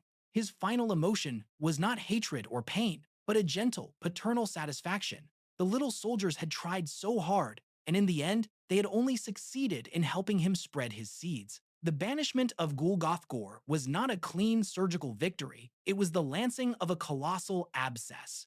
As the great Unclean One's physical form dissolved into a billion motes of demonic energy, a psychic death knell of profound power rolled through the bountiful abscess. The paternal, guiding consciousness that had held the vessel and its legions together was gone. What was left was raw, undirected instinct. The living ship, now effectively brain dead, went into a catastrophic biological death spasm. Vast, fleshy corridors contracted in violent peristalsis, crushing everything within them. Arterial conduits burst, flooding entire sections with boiling, corrosive ichor. The carefully balanced ecosystem of the vessel collapsed into a cannibalistic frenzy, with daemons turning on each other in mindless hunger and confusion. For Grandmaster Valdar Oricon and his surviving Grey Knights, the mission was complete, but their ordeal was far from over. They were trapped in the throne room, the heart of a dying Leviathan, as it tore itself apart around them. The teleporter link was gone, severed by the explosion of the Silver Scythe's warp core and the ship's ongoing dissolution. There was no escape. Oricon stood over the spot where the Daemon Lord had vanished, his armor cracked and smoking, his body bruised and battered. Of the 2 squads that had accompanied him, only 6 warriors remained on their feet. The floor was a carpet of demonic corpses and the silver-clad bodies of his fallen brothers. They had achieved the impossible, but the cost had been grievous. The anathema is banished, Oricon declared, his voice echoing in the collapsing cavern. The mission is a success. Hold fast, my brothers. We die here, but we die in victory. We die in the Emperor's light. The surviving Grey Knights formed a circle around him, their weapons ready. They would sell their lives to the last, meeting the mindless, spasming rage of the dying ship with the cold, unyielding purity of their faith. But their end did not come. The psychic backlash of the Silver Scythe's sacrifice, the explosion of a contained warp core, had done more than just cripple the bountiful abscess. It had torn a bleeding, temporary wound in the fabric of the miasma itself. Through this fleeting rift, a single ship running on silent prayers and the sheer audacity of its captain made a desperate plunge. It was the Silver Scythe's battle barge, the Hand of Vorst. It was a ghost ship, crewed by a skeleton force of servitors and chapter serfs, its command throne occupied by the last surviving officer of the chapter, the stoic and battle-scarred Captain Valerius, commander of the reserve companies. He had refused to abandon his chapter master and the first company to their fate. Against all orders and all logic, he had taken his ship into the edge of the miasma, waiting for a sign, a prayer, a chance. The warp core detonation was that chance. Navigating by the psychic flare of the explosion, Valerius piloted the battle barge through the churning chaos of the storm, his Gellerfields screaming under the strain. He brought the ship alongside the dying bulk of the bountiful abscess, its hull scraping against the quivering, rotting flesh of the demonic vessel. Lock on to the Grandmaster's psychic signature. Valerius roared at his tech marines. Emergency teleport, bring them home. The teleportation was a ragged, brutal affair, pulling the Grey Knights through the flailing tentacles of a dying ship and the raw chaos of a warp storm. They materialized on the teleportarium deck of the Hand of Vorst in a shower of sparks and ozone, collapsing to their knees in exhaustion. Valdar Oricon was the last to materialize. He stood, looked at the haggard face of Captain Valerius, and gave a slow, respectful nod. You have the thanks of the Grey Knights, Captain. You have saved the lives of this brotherhood. Valerius's face was a mask of grief. I did not. Come for you, Lord Grandmaster, he said, his voice thick with unshed tears. I came for my chapter. But you are all that is left. The victory was absolute, yet it tasted of nothing but ash. Gulgoth Gore was banished. His flagship was a dying corpse. His legion was scattered and mindless. The Verdant Pilgrimage was, for now, over. But the cost was staggering. The entire first company of the Silver Scythes, including their chapter master, was gone, annihilated. Their sacrifice was the linchpin of the entire victory. Yet it was an act of penance, not glory. Their names would not be sung in the great halls of the Imperium. They would be whispered as a cautionary tale, or, more likely, sealed and forgotten by the Inquisition. The Imperial Crusade fleet, battered and depleted, limped back to the sector capital of Presellus. Lord Inquisitor Vorn received the news of the victory with the same cold composure with which he had received every other report. The strategic objective had been met, the threat was neutralized. The cost, in her cold calculus, was acceptable. The Silver Scythes, a chapter spiritually broken by the war she had commanded them to fight, had been expended in a final, useful act. Pax was a dead world, its heresy silenced forever. The sector was saved. It was a perfect Pyyraic victory. In the Medicae Bay of the Hand of Vorst, Valdar Oricon stood vigil as his surviving brothers were tended to. He felt the profound weight of the campaign. They had won, but the enemy's taint lingered. The core idea of the Verdant Pilgrimage, the grotesque, seductive promise of life from death, was not something that could be killed with a blade or banished with a ritual. It was a question posed to a dying galaxy, and Vorn's answer had been a scream of oblivion. He thought of Kalen Vorst, a noble commander driven to a soulless end, forced to become a destroyer to defeat a creator. The victory had been achieved, but in the process, the Imperium had been forced to use the weapons of the enemy, heresy, extermination, and soul-destroying sacrifice. It had looked into the abyss of Nurgle's garden, and to defeat it, it had embraced an abyss of its own making. The sector was quiet, but it was a quiet born of exhaustion and profound loss. The war had been won, but the peace was the peace of the graveyard, a silence bought at a catastrophic, soul-crushing price. The immediate aftermath of Gulgothgor's banishment was not marked by triumphant celebration, but by a chilling, pervasive silence. The miasma of generosity, no longer sustained by the great Unclean One's immense psychic presence, began to dissipate. It did not vanish in a blaze of glory, but slowly unraveled like rotting cloth, its sickly green energies thinning and receding back into the deep warp. As the storm cleared, it revealed the full extent of the chaos left in its wake. The daemonic fleet was shattered. Leaderless and bereft of purpose, the great biovessels drifted aimlessly, their inherent vital energies waning. Some simply fell dormant, becoming colossal, silent husks of rotting flesh and bone that would drift through the sector for millennia, celestial tombs waiting to be discovered by some unfortunate vessel. Others, driven by a final mindless spasm, turned on each other. The void was lit by the silent spectacle of living ships, tearing each other apart in a cannibalistic frenzy, a final, futile explosion of chaotic energy, before they too fell silent and dead. The Plague Gardens on Xylos and Solitude's End suffered a similar fate. Without their master's will to guide their growth, they became feral and self-destructive. The carefully orchestrated ecosystems collapsed. Predatory fungi began to aggressively consume the more passive flesh flora. The rivers of pus and slime either dried up, leaving cracked beds of foetid dust, or overflowed in uncontrolled deluges that drowned everything. The fauna, no longer part of a great unified consciousness, reverted to base instinct.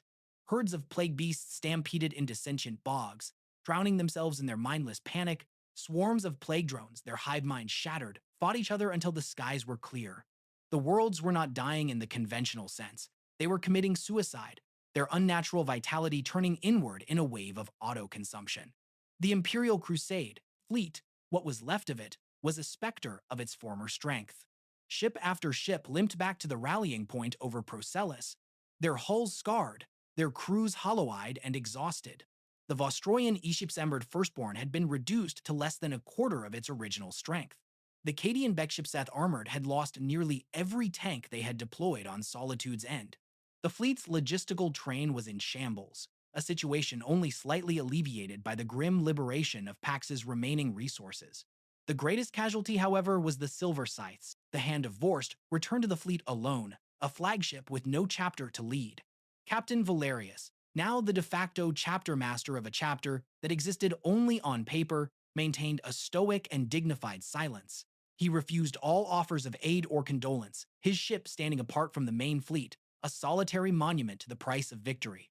The chapter was, for all intents and purposes, extinct. Its gene seed tides were up to date on Terra, meaning it could, in theory, be rebuilt over the course of centuries, but its history, its culture, and its honor had been burned away in the fires of Pax and the heart of the bountiful abscess. Aboard the Verdict of Adamant, Lord Inquisitor Vorn began the arduous process of consolidating her victory. She declared the Verdant Pilgrimage officially over, its leader banished and its forces broken. A decree was issued, classifying the entire affair under the highest levels of secrecy. The official histories would record a successful purge of a minor daemonic incursion. All mention of the Life-Eater virus, the heresy of Pax, and the true nature of the enemy's gifts was to be expunged. The truth was too dangerous. The idea that chaos could offer a twisted form of salvation to a dead world was a heresy that could not be allowed to fester in the mind of the Imperium. The process of cleansing the sector began, but it was a grim, joyless task.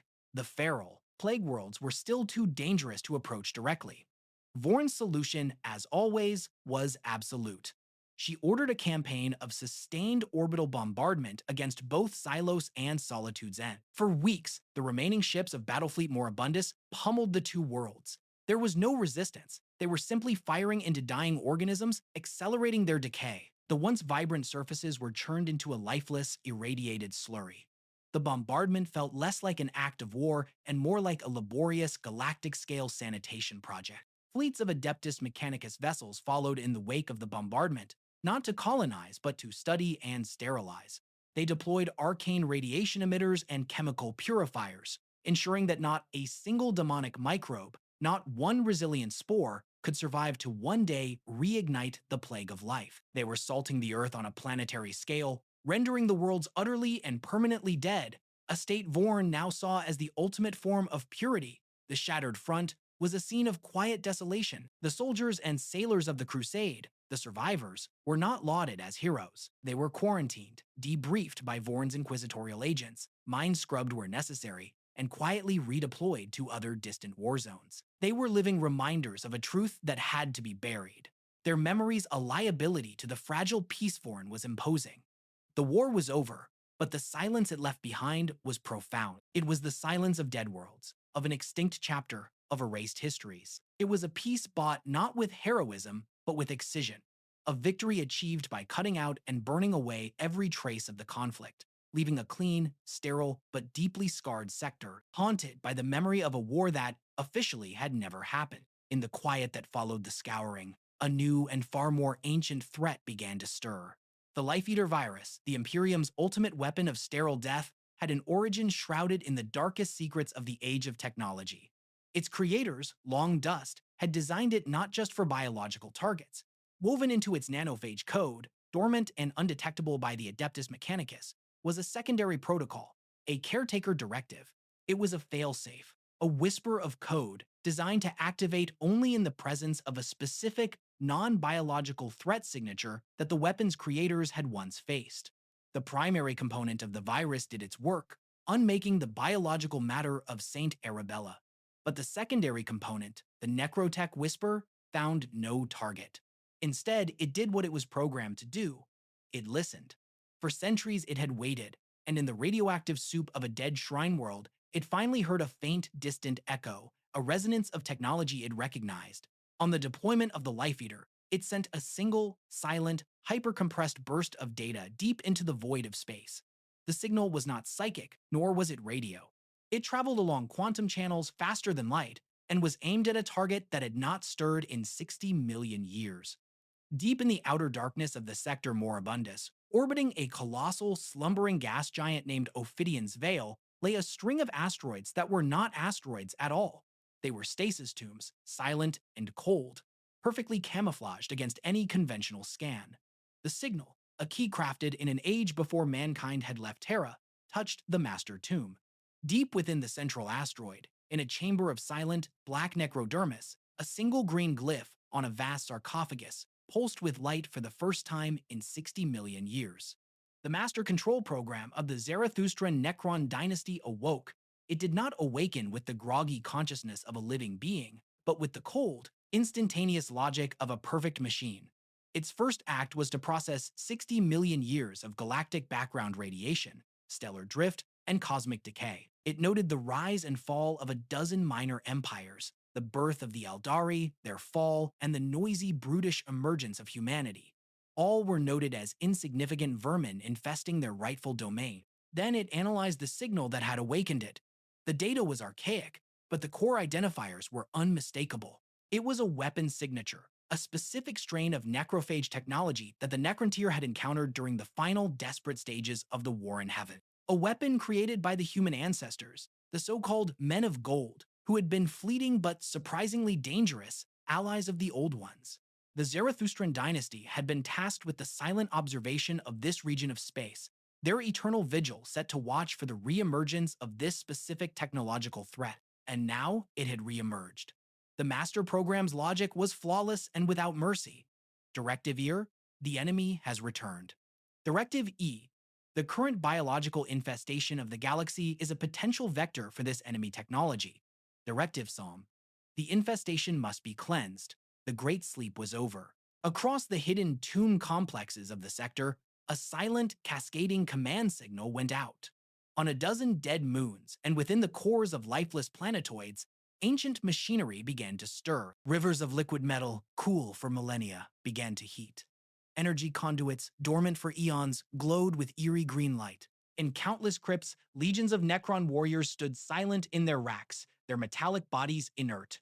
Now, a single point of green light appeared in the eye socket of each, a cold, unthinking intelligence returning to its immortal shell. Beneath the largest, seemingly most geologically stable continent of the sector capital, Procellus, lay the dynasty's primary tomb world, hidden deep beneath the rockcrete foundations of a billion human lives.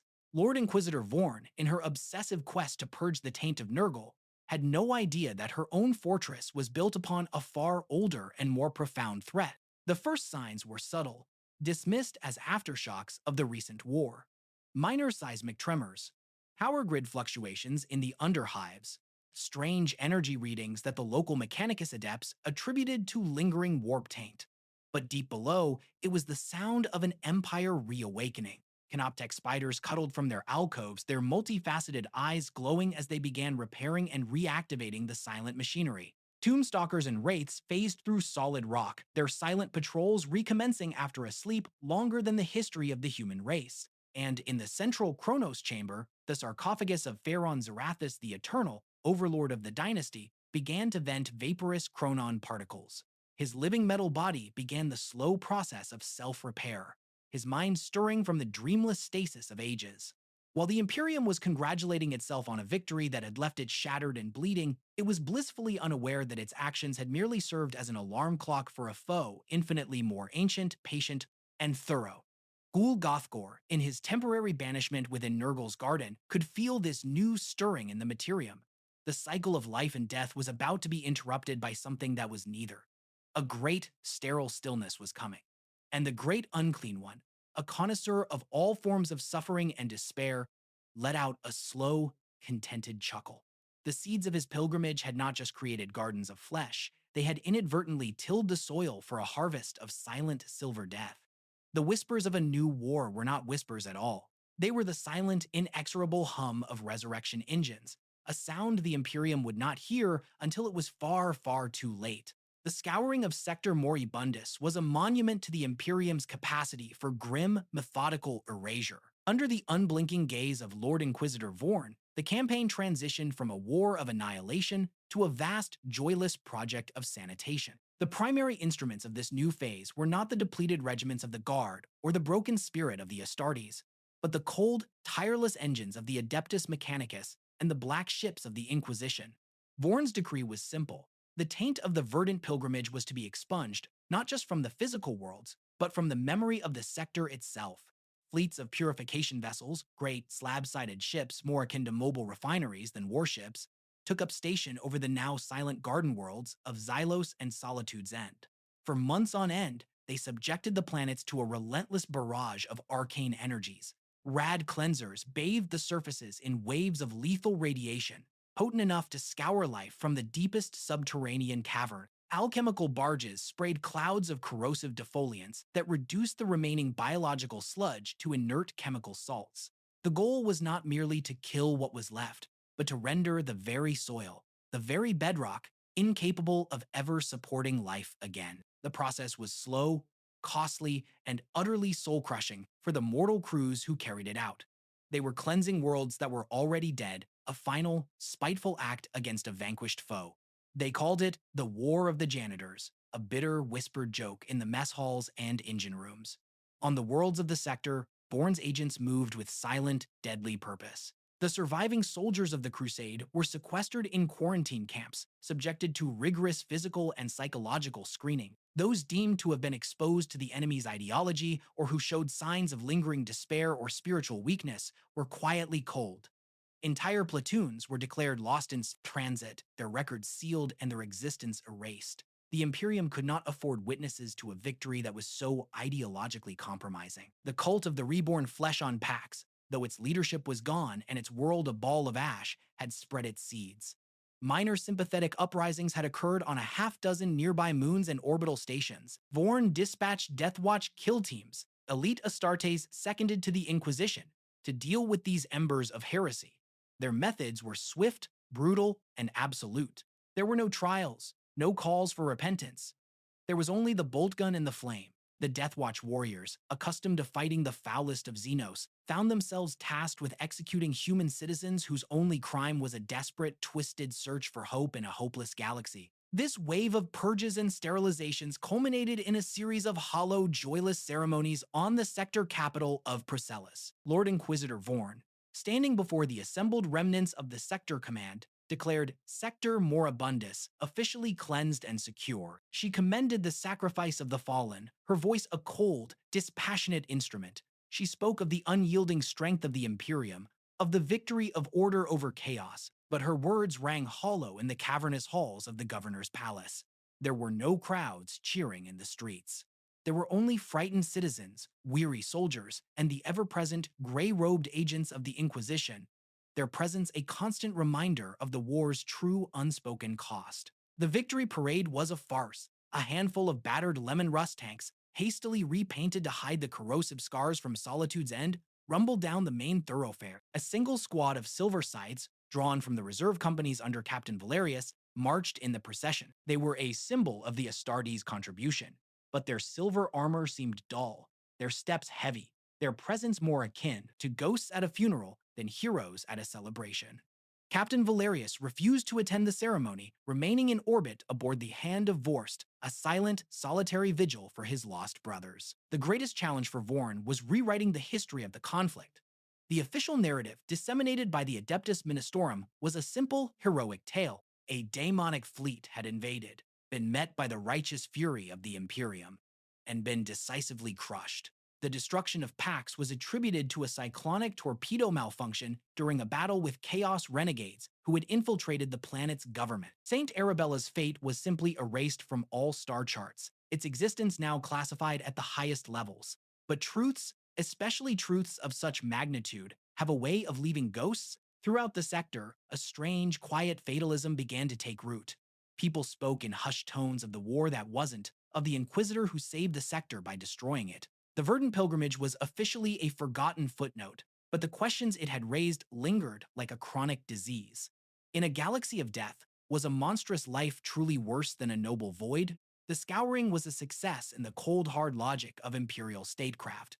The threat was gone, the heresy was silenced, the sector was secure, but it was the security of a mausoleum. Vorn had won the war, but in doing so, she had created a legacy of fear, silence, and ash, leaving the sector not purified, but merely empty, waiting for the next horror to fill the void she had so painstakingly created. And deep below the surface, the silent hum of the Necron tombs grew steadily, patiently louder. The final state of Sector Moribundus was one of profound and unsettling quiet. It was a sector saved by the harshest of measures, a patient cured by the amputation of multiple limbs. The victory wreaths laid in the capital city of Procellus were brittle and dry before they were even woven, a fitting tribute to a war that had brought no glory. The balance of power in this corner of the galaxy had shifted, not with a bang, but with a long, drawn-out sigh of exhaustion. The Imperial presence was now absolute, but it was the rigid, unyielding presence of a warden in a prison, not a ruler of a thriving dominion. Lord Inquisitor Vorn remained as the sector's de facto supreme authority. Her mandate extended indefinitely to oversee the continued purification and rebuilding. But there was little rebuilding to be done. Colonists and investment from the wider segmentum were slow to arrive. Word had spread through unofficial channels, through the whispers of ship captains and rogue traders, that Moribundus was a cursed place, a sector haunted by a war whose details were too terrifying to speak aloud. It was a graveyard that had been disturbed, and now, even in its enforced peace, it felt profoundly unwell. The worlds of Xylos and Solitude's End were now permanent monuments to Vorn's doctrine of sterile purity. They were designated Perdita, forbidden worlds, their orbits patrolled by automated sentry guns to ward off any who might foolishly seek to explore or study them. They hung in the void as perfect spheres of gray-black slag and irradiated glass, a testament to the fact that the Imperium's final answer to the question of life was, all too often, a more perfect form of death. The legacy of the war was etched most deeply into the factions that had fought it. The Astra Militarum regiments were shattered remnants, their glorious standards retired, their histories sealed. The survivors were scattered to the galactic winds, their shared trauma a secret they were forbidden to speak. The Adeptus Mechanicus of Styges the Bice reaped a grim harvest of data, their archives now filled with forbidden knowledge on demonic biology and the terrifying efficacy of the Life Eater virus, secrets that would doubtless fuel their own dark projects for centuries to come. The Silver Sice were no more. Captain Valerius, the last of his command staff, formally petitioned the High Lords of Terra to dissolve the chapter. He cited irreparable losses and a spiritual corruption not of chaos, but of despair. The request was granted. The remaining gene seed was placed in stasis. The chapter's fortress monastery, on its distant homeworld, Seal, the Hand of Vorst, was rechristened the Martyr's End and assigned to the Ordo Malleus as an uncrewed vessel, a silent, drifting memorial to a chapter that had chosen oblivion over a tainted survival. Kalen Vorst was forgotten by Imperial history, a hero whose final, damning act of service had been too terrible to record. But the true legacy, the ultimate consequence of the Verdant Pilgrimage and the Imperium's response, was yet to fully reveal itself. On Procellus, a year after the victory parades, the first Necron tomb complex breached the surface. It did not erupt with fire and fury. Great, silent pylons of black necrodermis simply rose from the barren plains outside the capital hive, phasing through the rockcrete with an eerie, silent grace. They pulsed with a green light that deadened all sound and cast no shadows. From shimmering portals at their base, the first legions of the Zarathustran dynasty emerged. They did not march as a ravening horde, but with the cold, inexorable purpose of exterminators entering an infested dwelling. Their Gauss flares were silent, their beams of green light unmaking everything they touched, atom by atom.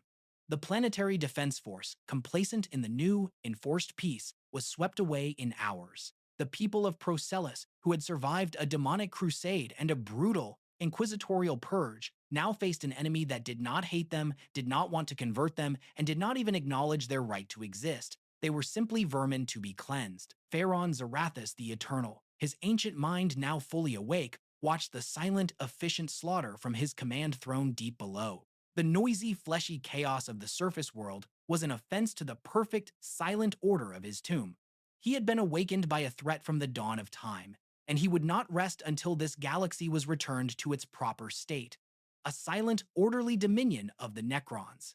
And far away, in the timeless expanse of the Garden of Nurgle, the consciousness of Gul-Goth Gore healed. He sat in a placid, bubbling bog, his vast form slowly knitting itself back together. He felt the silent screams of the mortals in Sector Moribundus as they were unmade by the silver tide. He had offered them life, messy and chaotic, but life nonetheless. They had rejected it, choosing sterile oblivion. And in doing so, they had awakened a truer, more absolute oblivion than even he could have conceived. A slow, benevolent, fatherly smile spread across his reforming face. His verdant pilgrimage had failed in its immediate goal, but its ultimate purpose had been achieved in a way he could never have planned. He had planted a seed of life, and it had been answered with such profound, utter death that it had woken the masters of the art. He had unleashed a plague of vitality, and the galaxy's immune system had responded with an autoimmune disorder that would cleanse the board for a new game. The despair, the silence, the sheer, beautiful hopelessness of it all was the most wonderful gift the grandfather could ever receive.